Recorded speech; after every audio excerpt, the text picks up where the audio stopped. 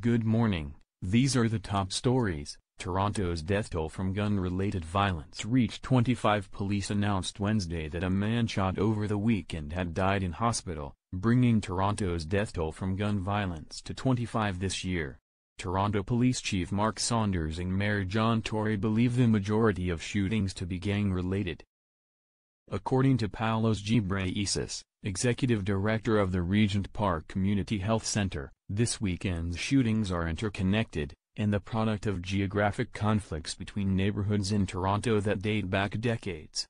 Here's our editorial board's take: no amount of special police task forces will ever put an end to gang violence in Toronto, because the problem is far more complex than the number of officers on the street, the number of raids and arrests that are carried out, and the number of people who are carded. What is needed, what has always been needed, is for the city to address the abundant and self-evident social issues that lead young people to participate in gangs. This is the Daily Morning Update newsletter. If you're reading this on the web, or if someone forwarded this email to you, you can sign up for Morning Update and all Globe newsletters here. At least 17 have died in Quebec due to a week-long heat wave. Montreal prepares for its 7th day of dangerous heat on Thursday, with humidity expected to make the already high temperatures feel like the mid-40s. 12 of the 17 victims were found in Montreal, while 5 died in other regions across the province. All of the victims were in vulnerable social positions, all lived in apartments without air conditioning, most lived alone, and many had underlying conditions such as mental illness or heart and lung disease. Intense heat has also swept southern Ontario and Atlantic Canada, but neither region has reported any deaths. Montreal, unlike other jurisdictions, has a heat response plan. David Kaiser, specialist with Montreal's Public Health Department, says this has allowed us to work better than in 2010, when a heat wave caused more than 100 deaths in the city.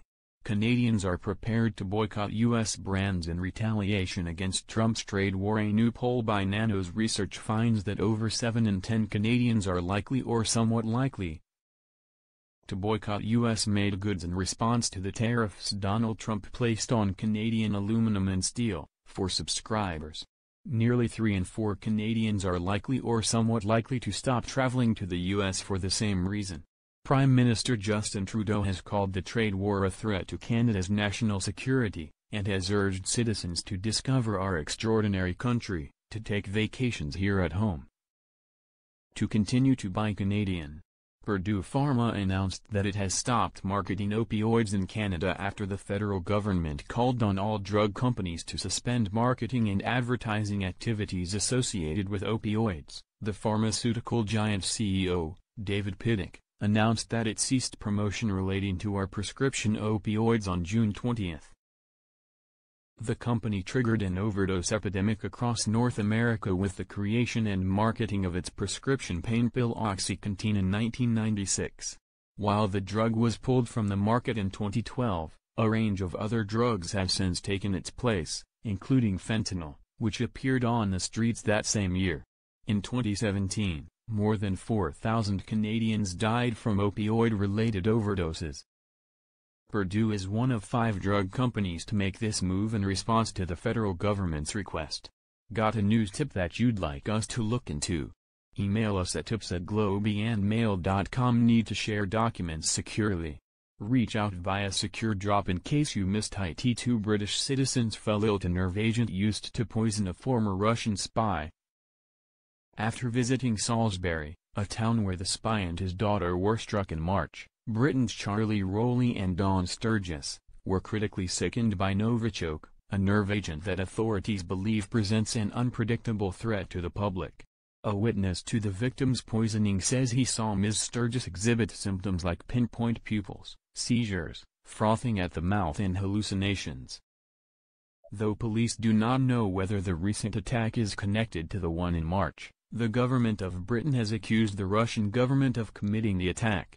Neil Bashu, Assistant Commissioner of the Metropolitan Police, says the counter-terrorism policing network is now leading the investigation into this incident, with approximately 100 detectives currently working on the case.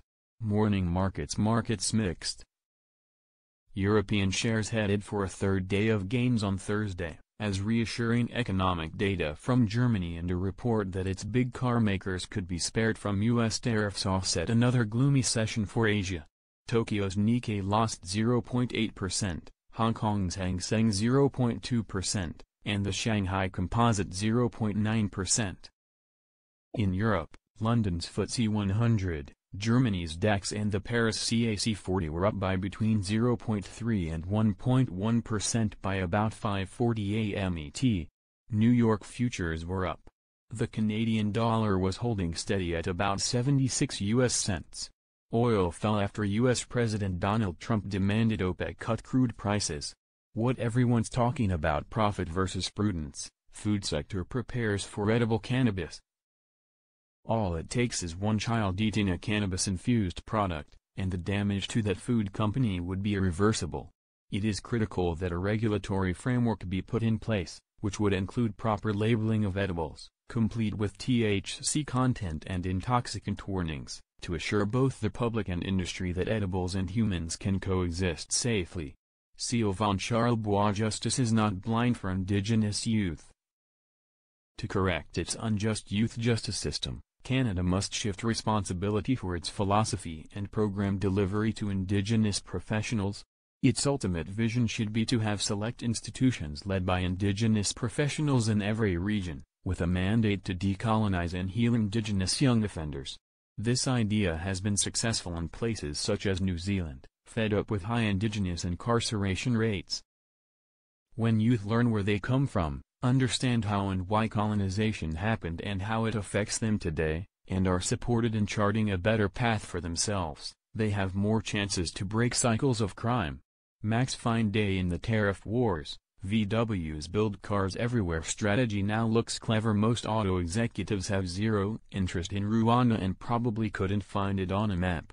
And why would they? One of the smallest and poorest countries in Africa, it has no car industry and almost no car sales. The few who can afford cars pick up imported, second-hand bangers and drive them into the ground. Rwanda wasn't too small to escape the attention of Volkswagen, which vies with Toyota for status as the world's biggest, and most globalized, automaker.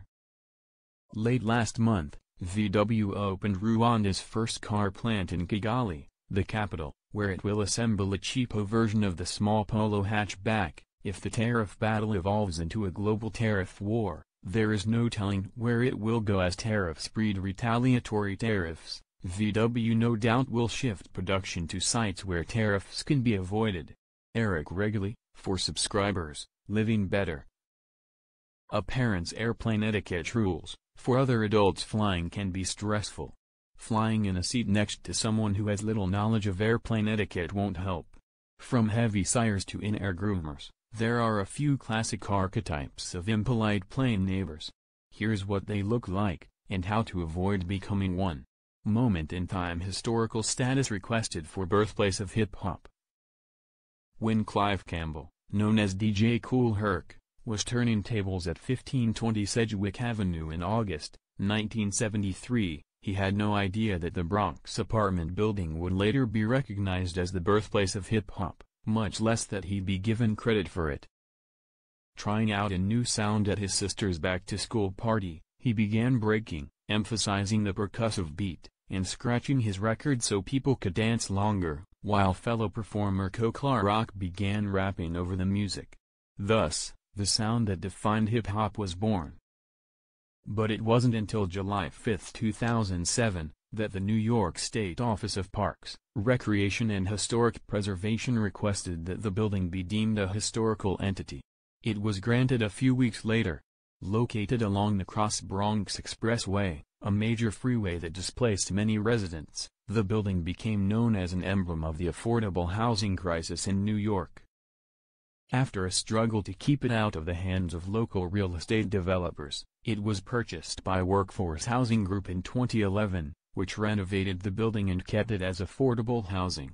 Audrey Carlton: if you'd like to receive this newsletter by email every weekday morning, go here to sign up. If you have any feedback, send us a note.